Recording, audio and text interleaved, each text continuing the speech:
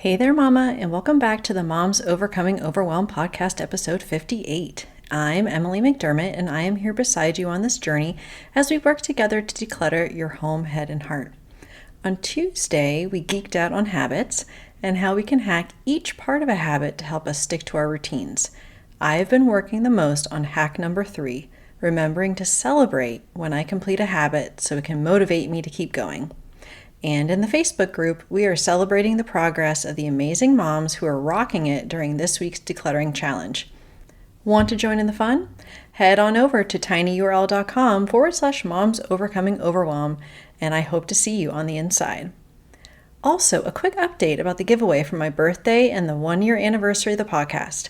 We have 6 lovely ladies who have entered, and there's still time for you to enter for your chance to win a decluttering book of your choice or a 1-hour decluttering session with me. Check out the show notes today with all the details on how to enter.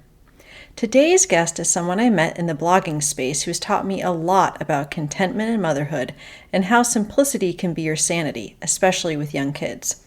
Mollie Donghia and her husband Mike blog at This Evergreen Home, where they share their experience with living simply, intentionally, and relationally in this modern world.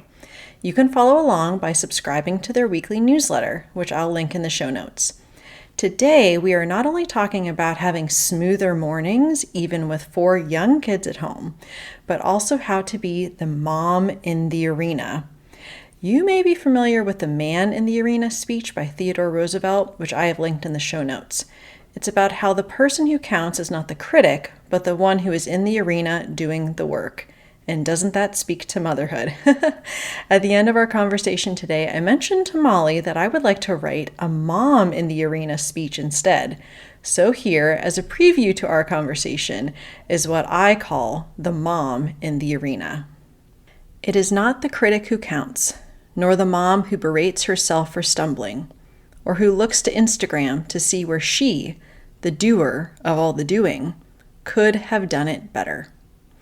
The credit belongs to the same mom who is actually in the arena, whose shirt is stained by spit up and goldfish crumbs, who strives valiantly to be the mom she knows she is called to be, who yells at her kids, who comes up short again and again, who apologizes and makes it right and tries better the next day. Because there is no effort without error and shortcoming. There is no perfect mom. It is an illusion that traps us, despite what we know in our heart of hearts to be true. But who does actually strive to do the deeds? Who knows the great enthusiasms of the laughter of a child in a moment of true connection? The great devotion we feel to the family entrusted to our care? Who spends herself in the most worthy of causes? Who at the best knows in the end the triumph of being imperfectly devoted to the highest calling of all? And who at the worst, when she fails, at least fails while daring greatly, so that her place shall never be with the moms who let perfectionism prevent them from a victory of a life fully lived? I hope you enjoyed that. And what do you say? Grab that notebook and pen and let's dive into today's conversation with Mollie Donghia. Hey there, Mama. Are you tired of all the stuff crowding your home, calendar, and mind? Do you wish you could say goodbye to the endless to-do list running around in your head? Want to declutter but don't know where to start? You're in the right place. Welcome to Moms Overcoming Overwhelm, where you will find proven and practical solutions to declutter your home, head, and heart. Hi, I'm Emily, a wife, boy mom, and simplicity seeker. I struggled to get pregnant and felt overwhelmed until I discovered decluttering could create the physical and emotional space I needed to become a mom. Now, 2 kids later, I've transformed my life in motherhood by developing simple systems around decluttering, capsule wardrobes, kid stuff, cleaning and tidying, meal planning, time management, and more, and I can't wait to share them with you. If you're ready to reclaim the time and energy you crave, be present with your kids, and finally enjoy the life and motherhood you so deserve, let's kick overwhelm to the curb, shall we? Grab your lukewarm coffee, your notebook and pen, and clear off some counter space. Let's do this. Hey, Mollie, thank you so much for coming to chat with me on the Moms Overcoming Overwhelm podcast. I'm so happy to be talking to you today. Yeah, thanks, Emily. Good to be here. Yeah, so you and I actually connected through blogging, which is kind of funny. Now that I'm in this podcast space, I'm like, Right. oh yeah, I used to only be a blogger. Yeah. So, which I think is really great because I love just connecting with like-minded people that also kind of have similar audiences and similar Mhm. passions. And Right. so it's been really great to connect with you in that way. And Yeah. your life and family has changed quite a bit, I think, since we first started communicating. Yes. Yeah. A few years It's ago, it has changed. yeah, it's grown by leaps and bounds. So I Yeah. was hoping you could introduce yourself, tell us a little about you and your family and kind of how you spend your days, like what that looks like for you. Yeah, sure. So my name is Mollie Donghia, and my husband Mike and I live in central Pennsylvania. And we have four kids. They are 7, 5, 3, and the youngest is 8 months old. And in early 2021, Mike and I began our blog called This Evergreen Home. And we write about similar things that you talk about on here. So we write about living intentionally. So anywhere from establishing habits to decluttering and living with more focus and simplicity. So that's been a really fun thing for us to do together, as it just encourages really good conversations between us, and we can focus on topics that we're doing with parenting and marriage and just living intentionally and write about them too. So other than that, I homeschool my kids. So that's been a really fun way to spend our days together. And then when I'm not homeschooling or writing for the blog or, doing the other mom things like laundry and dishes and diapers, I like to spend time reading and traveling and doing anything outside and running.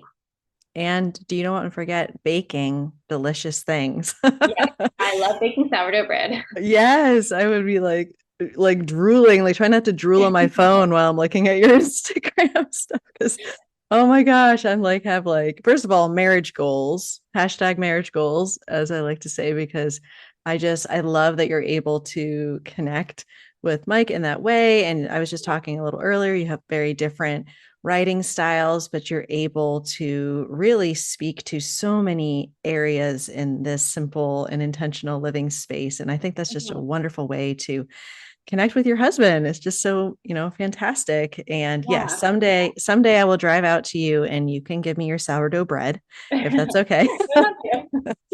Or your pizza. Oh my gosh, I want to have some of the pizza you make. So I know, especially with the age range of your kids, as I like to say, you're in the thick of it. Mhm. And I'm sure there are several examples of a time where you have felt overwhelmed in Yes, your motherhood. for It's like, sure. oh, earlier today. But any of the examples that you would like to give as far as like when you realized that something needed to change, and maybe that was, habits, routines, maybe that was just something with living more intentionally in alignment with your family values, something like that. And you realize, okay, I can't do it this way anymore. Something needs to change. And then you actually made that change. Can you talk a little bit about it, one of those examples? Yes, definitely. So I definitely think that all moms can relate to this feeling of being overwhelmed to some degree in different seasons of life. And so one of the most recent ones for me was since we've had our fourth baby, and the shift from going from 3 to 4 was definitely our most challenging, not because of the baby himself, but just because of the degree of neediness and demands that the all four of them had in combination with each other. So prior to having him, I felt like I was in a pretty good rhythm as my kids were progressing past the toddler phase and onto a little bit more independence. And we were in a fairly consistent routine, and I felt as if I was doing more thriving than just surviving. But then as we transitioned last summer to having our fourth, I felt as if a lot of the healthy routines that we worked so hard to establish were just now really hard to keep up with. So I'm not sure about you, but I'm definitely a morning person. And that's been something that has just really been a great habit for me since having kids. I could never stay in bed and have a child wake me up. It just didn't put me in a good mood. I didn't feel like I was off to a good start in the mornings. So, yes, mornings, I love the peace and quiet of waking up before everyone else, making my coffee, and having my personal devotion and prayer time, getting myself ready. And if I can pull this off and get up about an hour before anyone else is out of bed, I just feel much more equipped and better prepared for, whatever the day has in store. But several months ago, when our youngest was just still a newborn, these morning routines seemed very overwhelming and stressful. And I was feeling pretty tired just from being up several times at night. And it was kind of hit or miss if I was even able to get up before any of the kids were out of bed. And I wasn't able to, a lot of days, get my morning quiet time in. And then from there, the demands of breakfast and getting dressed, doing chores, rocking and feeding the baby, while also trying to start our homeschool at a decent hour, just continued to pile up. And it just seemed very overwhelming. So I was trying to hold down these routines like we previously had, but just wasn't feeling very successful in them. I felt like I spent a good bit of our morning just feeling overwhelmed and trying to meet everyone's needs. But then as I looked around, I felt like there was always another item that needed to be added to the to-do list, something that needed to be cleaned up, or another issue that a child had. And I wanted to be able to enjoy each season, especially a season of having a new baby in our family, but just felt like I couldn't quite keep up with what I should be doing. So it was a lot of those expectations that I was putting on myself that were not healthy. So like many of the blog posts that Mike and I write, we continue to have conversations about what we are struggling with and what we can improve by instilling habits or changes or new routines. We like to talk about how we can make the most out of our days and enjoy each season for what it brings, because each season brings blessings and challenges. But this was hard for me to do because I was feeling so overwhelmed. And I when you're in the thick of it, it's hard to kind of pull yourself out.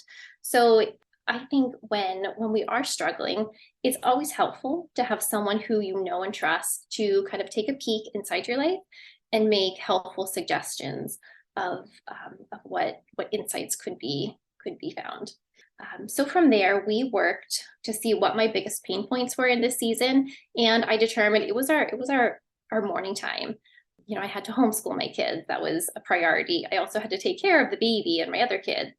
So we figured out some strategies, and we made 4 changes in particular that have really helped. So I will share those 4. So first, this is a very simple one, but I feel like it only holds weight if you take it seriously. And that is making sleep a priority. And everyone knows that sleep is an essential thing for your health and wellness. So I just had to decide if I am getting up a few times with this baby, I just need to prioritize getting to bed a little bit earlier so that I can get up before the typical wake time of my kids. So it was just starting my night a little bit earlier so that I could have that time in the morning just to feel a little more prepared. The second was having a consistent plan for the first hour of the day. When I know what to expect, I can feel more equipped. And same with having a consistent plan for the kids too. When they get up, they knew we have breakfast, they start their chores. Shortly after that, we start our school, rather than just, digging out all the toys and starting their playtime. They had a consistent routine for the first hour of the day. And if we could get that under control and have a better routine with that, I felt like the rest of the morning it made it seem a lot more doable. The third one, which is a pretty big one, I had to ask for help. That's a hard thing for me as a stay-at-home mom to do, because I feel like if I have to express my need for help, it means that maybe I'm not able to handle my job in the way that I should be, because, we should be able to do it all, right? So I talked to my husband about what kind of things we could do during this morning time. And he saw that this was an area of overwhelm for me and offered to rearrange his schedule just a little bit, because he works from home. So he has a little bit more flexibility. So since then, he has taken over breakfast and getting the kids ready in the morning, the older 3, while I get the baby up and ready. And I would say this change alone, just that little half-hour chunk where he is able to focus on the kids, has allowed me to go from feeling pretty overwhelmed each morning to actually enjoying our morning time together. So asking for help I love when people ask me for help. I feel honored when they do. So I need to release that degree of control and be okay with expressing my lack of being able to do it all, and see how someone can reach in and help me too. And then the last change we made was our kids' chore routine. So they've done chores since they were about 3 years old, but shifting the expectations and making them more manageable, and also creating a new incentivized system that is motivational. These were the changes that we made that have really helped to reduce the amount of time that I've had to keep reminding them to keep doing their chores or staying focused. So the expectations are a lot more clear and tangible. And now adding to this, now that my older kids are 7 and 5, they are capable of doing more than just putting their shoes away or picking up a few toys. So we have taught them how to do jobs that are actually very helpful for me. So my daughter now empties the dishwasher every morning, and that alone has been a huge help for me. I felt like there was such a backup between me coming out, having to start school, but the dishwasher was still full of clean dishes, and then the breakfast dishes were piling up. So just teaching them how to do things that are actually beneficial and helpful, and how they can contribute to helping with our household chores. So yeah, I know chores aren't for everyone, but creating ones that are beneficial and helpful and realistic have made a really big difference for us. So yes, I feel like our mornings, we've been doing this for about maybe 4 months now, and I will say they have gone so much smoother now that I can work on asking for help and creating a routine for the first hour of our day, and just prioritizing those things have just made it seem a lot less overwhelming. Wow, so much good stuff. Oh my gosh. I, yeah, definitely have been in seasons where a routine was working until it wasn't. Right. It And always needs to be reevaluated because kids are always changing and growing. And yeah. And so it's kind of like, okay. And I love the fact when you were talking about how when you're in it, it's so hard for you to be able to see how to even approach it or how to Mhm. solve it. So I'm glad that you were able to sort of take that step back and then actually be able to say, okay, what are the biggest pain points? Like, what is sort of the root cause of some of this feeling of overwhelm or what have you? And similarly, if I am not kind of ready when the kids are up, Mhm. and I don't have that feeling of like, okay, this is the day's kind of going off to a good start, then I can often feel resentful. I can feel like, okay, this is like my time. I don't even Right. require that much time to get ready. And now I can't even, like, my time is like being hijacked. Yeah. And it's Yeah. not like a good, yeah, it's not a good way to start your day. It's not the way you want to feel about your kids that they Right. are hijacking things. Yeah. So yeah, that has been really huge for me. Again, asking for help from my husband who also works from home and just saying like, hey, this is not working for me. And this is, the help I need from you so Yeah. that everything can run smoother. And I am in awe of your delegation skills. Because yeah, my oldest, now granted, he on coming up here, he broke his collarbone recently. And Oh, so he's a little limited in some of the things he yeah, can do. definitely. But once that has healed fully, I don't know why. I guess it's because I have this like fear of them breaking dishes, or I don't know what it is. But I really talking to you, talking to other moms who have embraced this delegation of tasks and chores and so forth, I feel even more convicted to do that because it's so important, not just to get stuff off our plate, which Right. in and of itself is important, Yeah. but also we're trying to help these kids launch eventually into the Mhm. world to be part of a household of their own someday. Exactly. And so I think that that's really amazing. And I know that everyone's ears perk up when they're like, oh, wait, she has her kids doing chores and I would successfully. definitely say that about the dishwasher. I have broken more dishes than my 7-year-old emptying the dishwasher. I don't know if it's just because I go too fast, but they have not, they have a little system. Sometimes they work together and combine their points that they earn. So it kind of teaches them to work together too and to get done faster so that they can move on to something else if they help each other out. So yeah. Yeah. And the other thing that I was kind of reminded of when you were talking about the routines that your kids are doing kind of in the morning and they know what to do. Similarly, we just have to say to now I have 5 and 6.5 year old, but we say to them, okay, go upstairs and do your routine. And they know what that means, right? They like understand the steps that they go, and they're pretty independent now.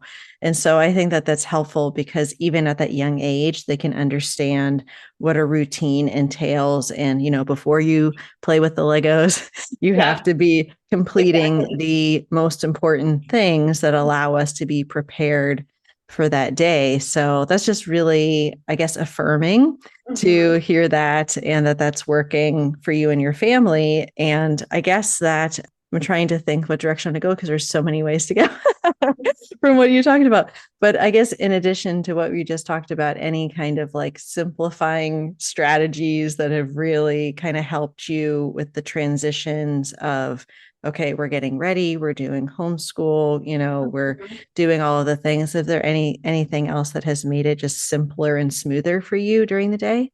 Yeah. So in addition to them doing these chores, the biggest thing for us, I've done various chore charts, but it doesn't matter what kind of chore chart you do, but you have to make it visual.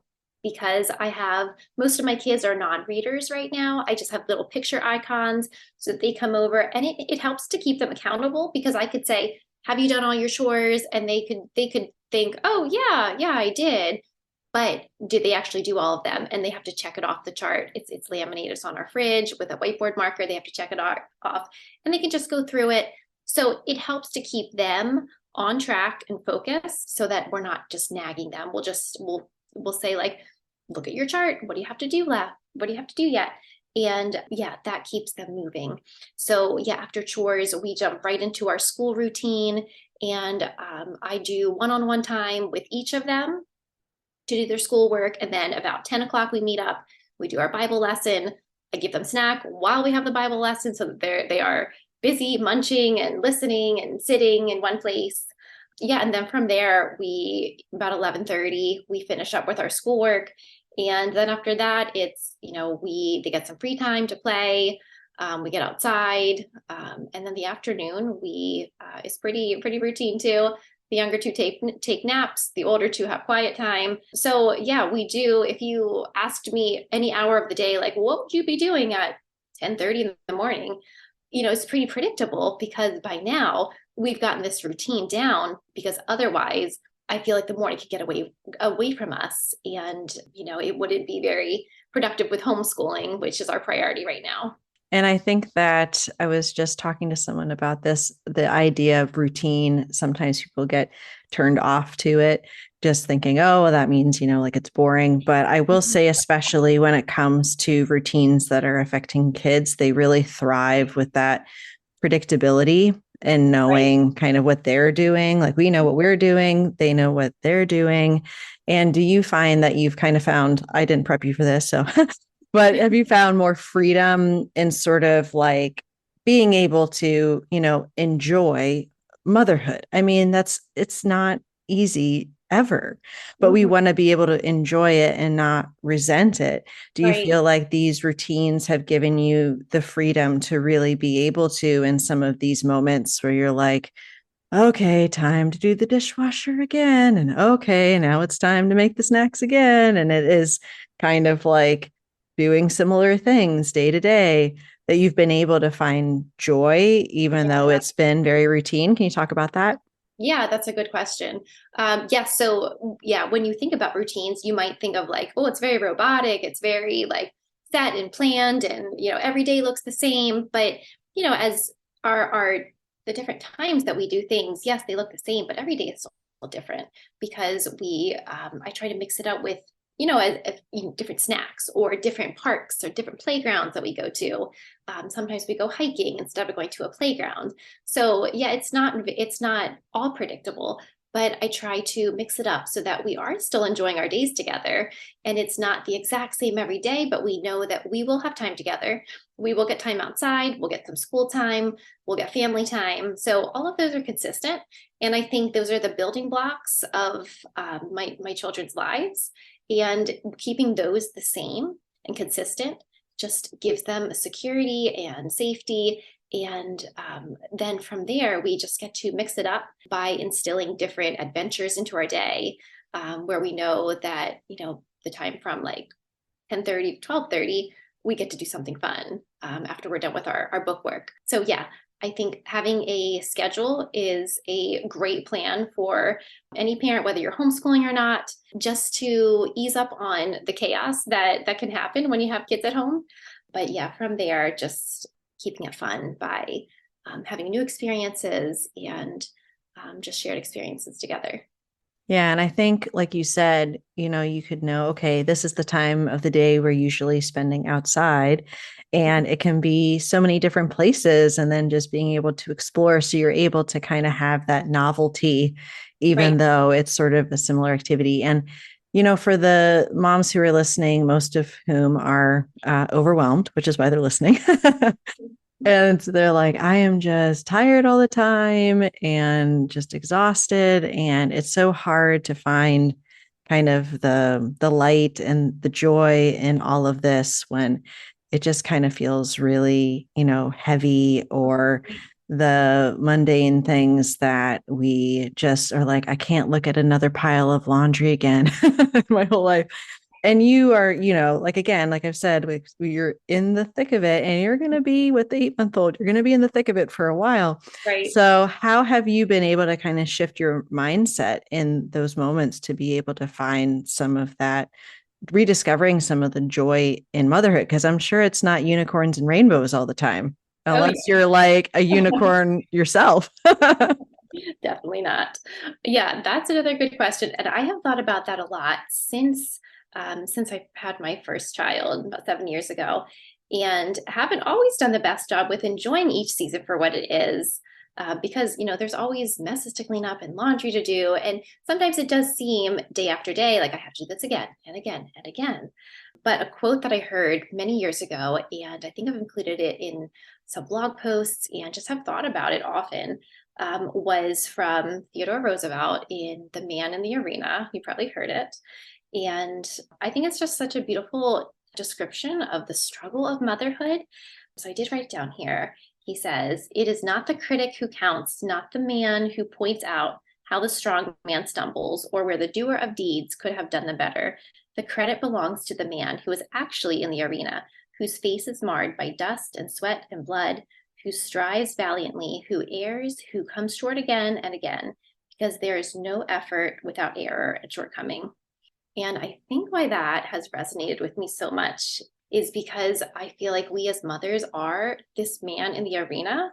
And as mothers, as parents, we're faced with the opportunity every day to raise our children. And each morning we get to rise and enter this arena again and again and again. And we might have ambitions or ideals and ways we desire to raise our children, but many times these ideals aren't successful, or they don't turn out the way we thought they would, or they take longer to overcome than we thought. So it's constantly a throwing yourselves back into the arena day after day. So what I really have been thinking about over the years is that we have this same arena of motherhood waiting for us. And as difficult as a certain season may be, we have the choice to make before entering that arena how we are going to let it define us. Are we going to get up each day and try again when we may be feeling worn out from the previous day? We may be depleted, or are we going to let the struggle shape what the season will be remembered by, and therefore giving in to overwhelm and stress or whatever emotion it may be? So it is hard to wrap that question of how to find joy and contentment in the everyday mundane moments of motherhood into a nice, neat bow.